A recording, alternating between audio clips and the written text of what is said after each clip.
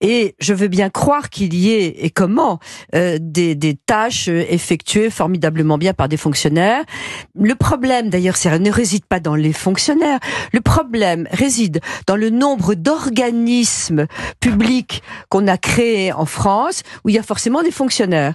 Et par exemple, les politiques adorent ça. Les politiques font une loi. Il y a une loi, donc il y a un règlement. Ensuite, ce règlement crée des fonctionnaires, bien sûr, pour l'appliquer. Eux-mêmes créent des procédures, parce que s'il y a un règlement, il y a des procédures.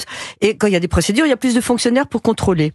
Donc, on a une dérive bureaucratique en France. Et donc, c'est pas ces hommes qui sont en cause. D'abord, quand on est dans un bureau où il n'y a pas beaucoup de boulot, parce que ça arrive, pas de raison qu'ils travaillent plus.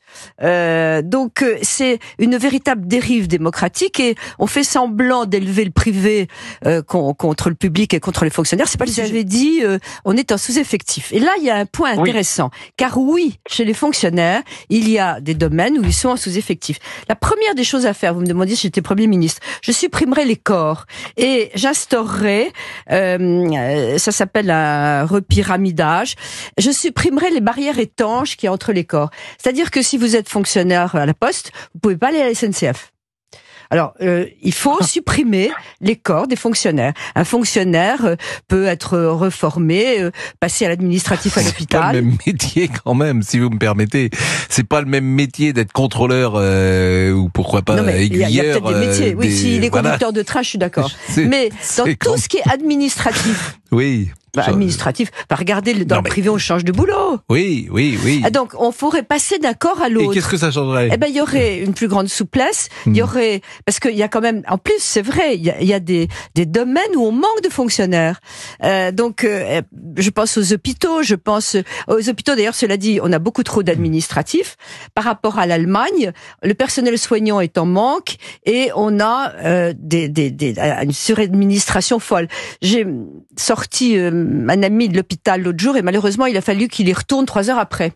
Donc on est retourné à l'hôpital et on l'a fait attendre aux urgences. On dit mais il sort de l'hôpital. Il fallait refaire tout le dossier. Il y en avait pour 4 heures. Non mais ça c'est le vrai problème. 62 000 départs par an. Et ce que je vous disais, c'est 162 000 départs par an. Si on ne les remplace pas et que on a supprimé les dérives, enfin je veux dire les corps, on les remplace pas, mais on peut faire venir des fonctionnaires de d'autres secteurs.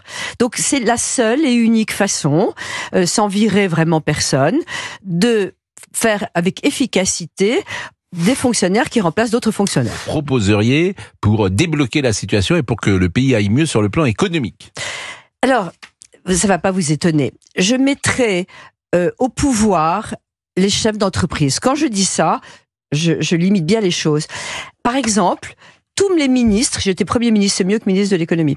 J'étais Premier ministre, je dirais à tous les ministres, d'abord vous allez me trouver tel montant d'économie, vous avez 3 mois pour le faire, ça c'est une chose. Et à chaque fois que vous voulez prendre une décision, qu'il s'agisse d'une décision fiscale, d'une décision sociale, vous allez convoquer un groupe de 5-6 patrons qui n'ont aucun titre. Il peut y avoir un boulanger, un patron Bon, d'être connecté avec le réel, j'ai compris.